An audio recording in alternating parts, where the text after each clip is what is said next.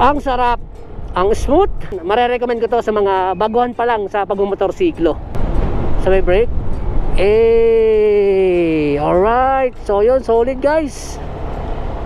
Okay. Okay yun guys, pasado raw tayo. Testing tayo ng Honda Beat version 3. Ayan. Uy, ang gaan. Ang gaan lang nito. Ayun o, height natin 5'4". Lapat na lapat yung paa natin. Tapos sa manibela, all goods. Ganda. Parang madali lang siyang gamitin. Footboard. Ayan o. Kasyang kasya yung paa natin. Maluwag pa. May space pa dito. Hawak natin kulay dilaw. Blue kay Sir. At kay Sir Alex, kulay red. So yun guys, magaan lang siya. Uy, sarap. Ang gaan lang niyang gamitin oh.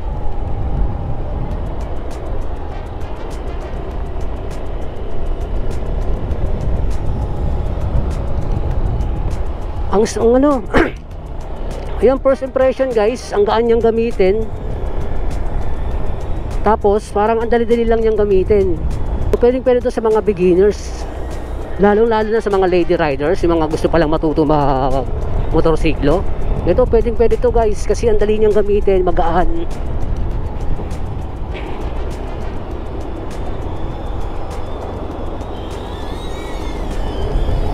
Uy, saka ang smooth lang niya. Kumbaga ano, mag-e-enjoy kayo pag ginamit nyo to. Yun, sarap iliko-liko. Solid. Banking dito.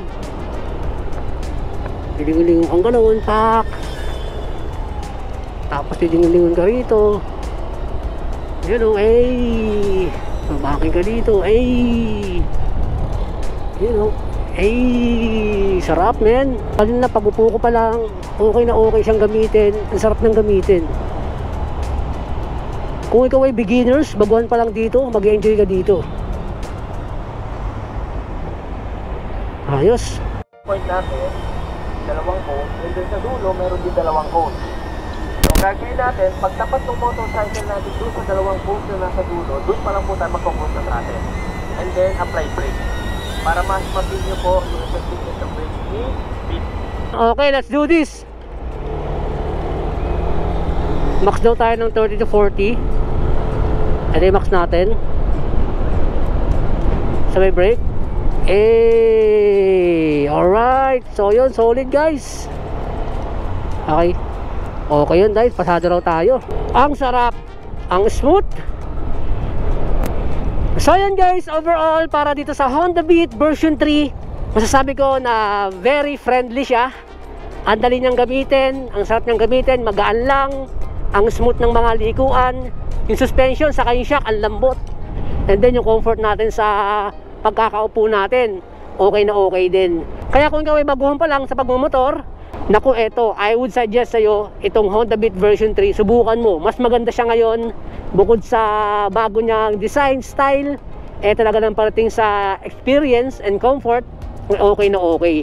Kaya yun, marerecommend ko to sa mga baguhan pa lang sa pagmumotorsiklo. Okay, so yun, sa mga anak natin, mga estudyante, no, na pwede na magmaneho, ayan, pwede yan sa mga lady riders natin.